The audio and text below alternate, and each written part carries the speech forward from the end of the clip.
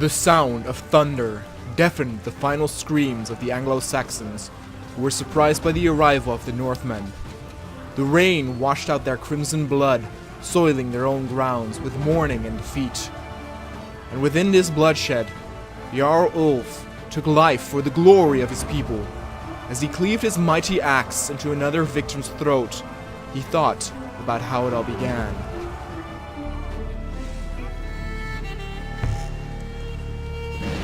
On June 5th, 793, a storm was approaching the shores of the Kingdom of Northumbria. A few months earlier, Althing, the Council of Vikings, made the decision to plunder its largest abbey, the famous Lindisfarne.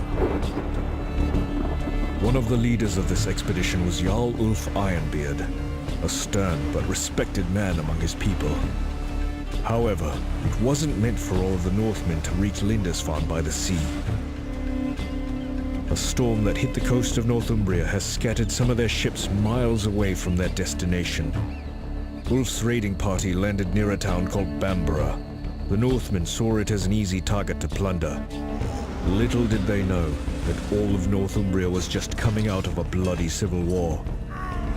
Troops of a new King Ethelred were battling remnants of recently murdered King Osred's loyal army. For this reason, heavy garrisons were scattered throughout the country, and one of them was stationed just outside Bamborough.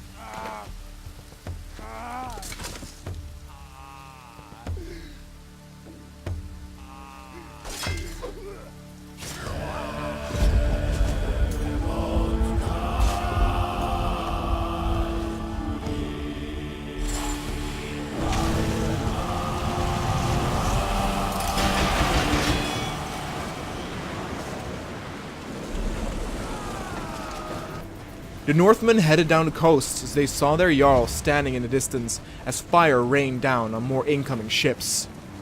The Jarl himself ran beside his brothers, some of who he knew since they were children, standing together now, side by side, to share in the bloodshed. Looks like the storm has set us all off the course. We'll never break through with those archers shooting at us! Let's try to encircle them. There should be another way along the shore.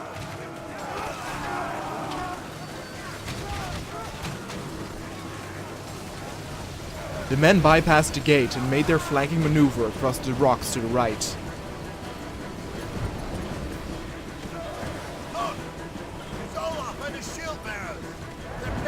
by those archers!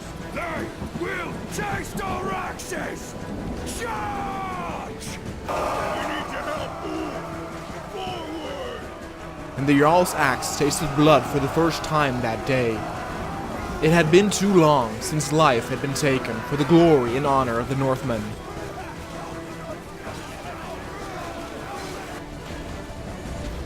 Their next targets were the archers and soldiers behind the gate to relieve their fellow allies of entering the camp.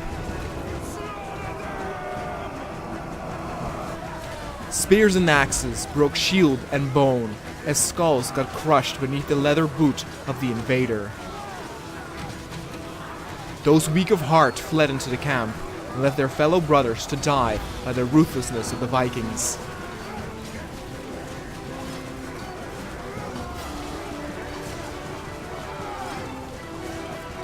None were kept alive as preparations were made to assault the buildings.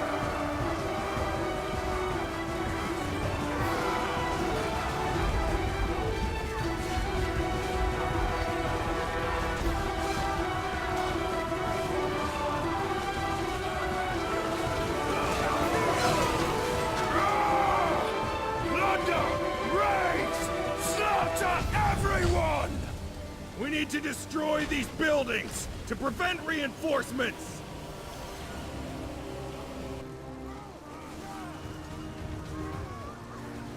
Before reaching the huts, there were those who resisted, to stand and protect their fellow wives and children, noble but foolish, as they died without changing anything about their loved ones' fate.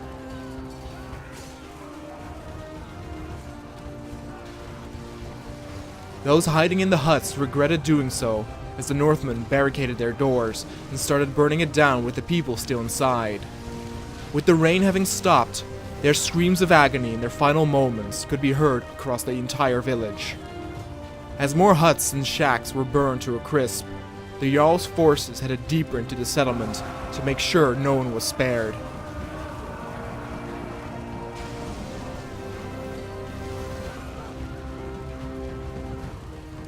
The Jarl himself ran ahead of his troops, his bloodlust knowing no form of quenching.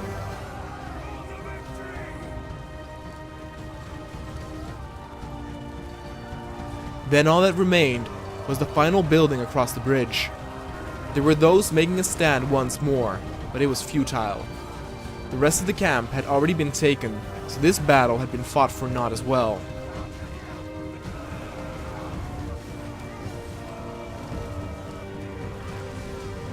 As the Vikings set the last building in the center ablaze, a rider with haste warned for enemy reinforcements being inbound. Brace yourselves! They're coming in great numbers!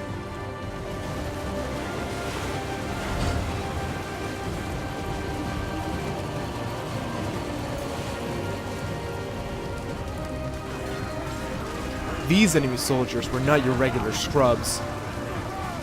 They had experience. They had seen blood before, and they had killed before. Their armor was heavy, and swords were sharp. It was now the Northmen that found themselves being overmastered.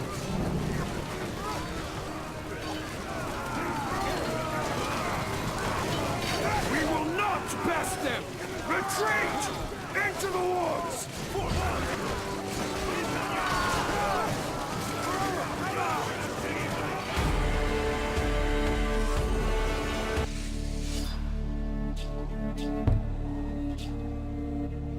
Overwhelmed by the forces of the enemy, cut off from their ships, the Northmen had to escape.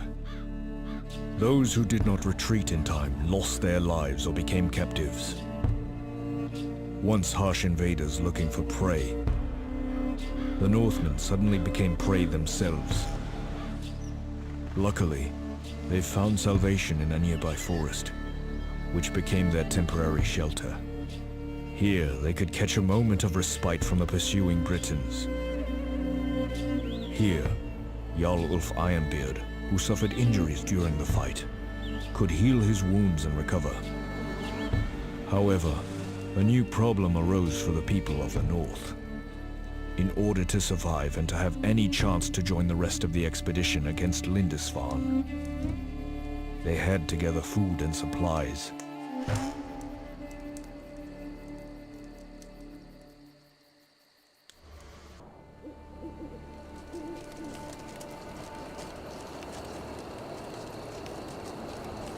You made it! Good to see you alive, Jarl. We retreated as soon as they started winning the battle in the village.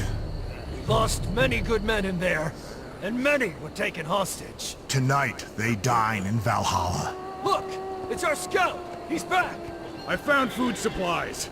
There is a farm and a hunting hut north from here. If we plunder both places, we will have food for many days. We cannot go! We need to patch our wounds. Take care of your warriors, brother. I'll get those supplies. The small group headed through the thick forest, the lights next to the nearby huts being their guide to potential food and bloodshed. Stop. Someone's coming. We can't let them alarm anyone. Let's make an ambush in one of those bushes. Once they hid in the tall grass, they waited for an opportunity and ambushed their prey, eventually pinning the helpless fool onto their spear.